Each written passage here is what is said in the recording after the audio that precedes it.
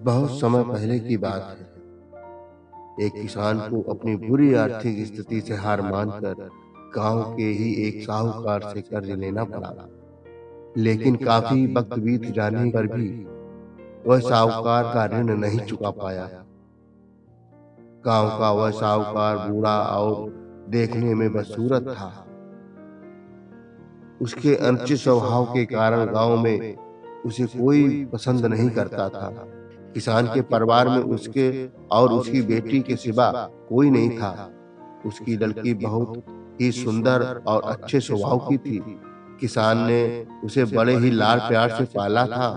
वह अपने पिता के साथ ही खेतों पे काम करती थी। पर एक दिन उस बूढ़े साहूकार की नजर उसकी खूबसूरत लड़की पर पड़ी और वह उस पर मोहित हो गया। वह मन ही मन में उससे विवाह करने की सोचने लगा। लेकिन उसे पता था कि किसान अपनी लड़की का विवाह उससे कभी नहीं करेगा और उसे यह भी मालूम था कि किसान इस समय ऐसी स्थिति में नहीं है कि उसका कर्ज चुका सके। इन सारी बातों को मन में रखकर वह स्वयं ही एक दिन किसान के खेत की ओर जाने वाले रास्ते पर जा पहुंचा। रास्ता छोटे छोटे कंकरों, पत्थरों और रोड़ियों से भरा पड़ा था। वह किसान और उसकी बेटी दोनों वहीं पर थे। उसने किसान से कर्ज के विषय में बात करते हुए उसके सामने एक शर्त रखी। शर्त यह थी कि अगर उसने अपनी लड़की का विवाह उससे कर दिया तो वह उसके सारे ऋण माफ कर देगा, वो भी ब्याज सहित। साहूकार की इस अजीबोगरीब शर्त से किसान और उसकी लड़की भयभीत हो गए। उस धूर्त साहूकार ने आगे सुझाव देते हुए दोनों से कहा कि चिंता करने की कोई बात नहीं। इस शर्त का फैसला ना मैं करूंगा ना आप। इसे आप अपने भाग्य पर छोड़ दें। इतना कहते हुए उसने अपनी जेब से एक पैसे की खाली पोटली निकाली और उसे दिखाते हुए कहा, मैं इसमें एक काले रंग का और एक सफेद रंग का कंकर रखूंगा। इसके बाद तुम्हारी लड़की को बिना देखे इस पोटली से एक कंकड़ निकालना होगा और शर्त यह रहेगी, अगर उसने काले रंग का कंकड़ निकाला तब उसे मुझसे विवाह करना होगा और तुम्हारे कर्ज भी माफ कर दिए जाएंगे। अगर तुम्हारी लड़की ने सफेद रंग के कंकड़ को निकाला तो इसे मुझसे विवाह नहीं करना होगा और फिर भी कर्ज माफ कर दिया जाएगा। लेकिन अगर इसने कंकड़ निकालने से मना कर दिया तो फिर तुम्हें जेल की सलाखों के पीछे जाना होगा। जैसे ही किसान और उसकी लड़की इस शर्त पर आपस में बात करने लगे, तभी साहूकार अचानक कंकड़ों को उठाने के लिए नीचे झुका। उसने जैसे ही दो कंकड़ों को उठाया, उसी समय किसान की लड़की की नजर उस पर पड़ गई।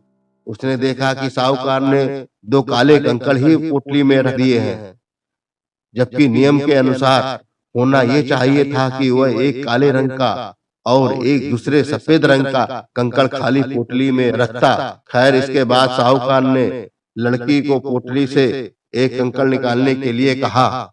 दोस्तों, अब आप कुछ देर के लिए ऐसा महसूस करें कि इस लड़की की जगह आप उस कंकड़ पत्थर वाले रास्ते पर खड़े हैं। उस परिस्थिति में आप अगर एक लड़की होते तो क्या करते? अगर आपको उस लड़की को कुछ सुझाव देना होता तो क्या देते? मुझे लगता है अगर हम इस पर ध्यानपूर्वक विचार करें तो हमारे सामने तीन संभावनाएं निकल कर आती। पहली बात यह हो सकती थी कि लड़की को कंकड़ निकालने से बिल्कुल मना कर देना चाहिए। दूसरी बात यह हो सकती थी कि लड़की को थोड़ा साहस दिखाते हुए बता देना चाहिए कि उस पोटली में दोनों कंकड़ काले ही हैं, जिससे साहूकार की धूर्तता की पोल खुल जाती।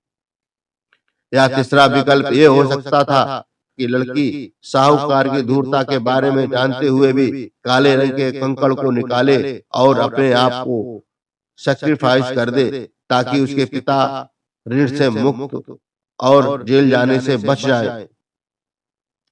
ये कहानी इस उम्मीद से लिखी गई है कि हम पारंपरिक सोच के ढंग और आज की लॉजिकल थिंकिंग में अंतर बता सकें। उस लड़की की इस दुविधा को हम ट्रेडिशनल लॉजिक थिंकिंग से सॉल्व नहीं कर सकते।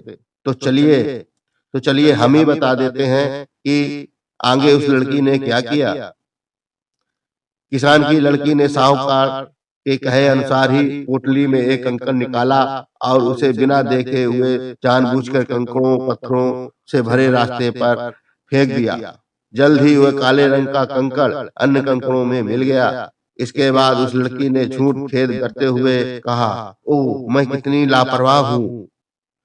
साहूकार को इस बात पे लड़की पर थोड़ा क्रोध आया, लेकिन फिर भी उस लड़की ने मामला संभालते हुए आगे कहा कि चिंता ना करें, अगर आप पोटली खोलकर देखें कि उसमें कौन से रंग का कंकड़ बचा हुआ है तो ये साफ हो जाएगा कि मैंने कौन से रंग का कंकड़ निकाला था, काला या सफेद। हालांकि ये तो निश्चित था कि बचा हुआ कंकड़ काला रंग का ही होगा, क्योंकि जैसा कि आप जानते ही हैं साहूकार ने पोटली में दोनों ही कंकड़ काले रंग के रखे थे। तो इस प्रकार सिद्ध हो गया कि लड़की ने सफेद रंग का कंकड़ निकाला है। अब साहूकार चाहकर भी अपनी बेईमानी और क्रूरता को प्रकट नहीं कर सकता था। इस तरह उस लड़की ने बड़ी चालाकी से अपने विरुद्ध खड़ी परिस्थितियों को अपने पक्ष में कर लिया। दोस्तों, इस कहानी से हम आपको ये बताना चाहते थे कि समस्या चाहे कितनी भी जटिल क्यों ना हो, हम उसके बारे में सोचने और उसे सुलझाने के तरीकों को बदल कर उसका समाधान आसानी से निकाल सकते हैं।